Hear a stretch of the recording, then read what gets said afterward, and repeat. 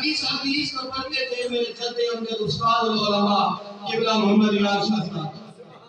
سارے سواب کے لیے میں جان چکے بزرگان کے کہتا رہتا ہوں کہ میرے سر پر جو چند پیچوں کی پگڑی ہے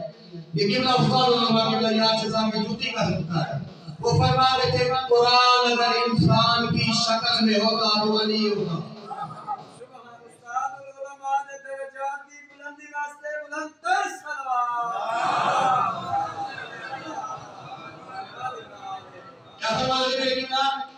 قرآن اگر انسانی شکل میں ہوتا تو علی ہوتا اور اگر علی کتابی شکل میں ہوتا تو قرآن ہوتا گویا اگر قرآن اگر خدا کے حکم کو سطروں میں تقسیم کرتے جاؤ قرآن خدا کے حکم کو اگر سطروں میں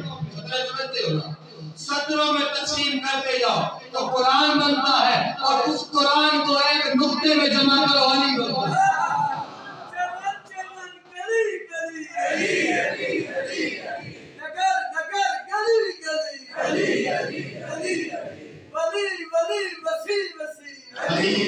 علی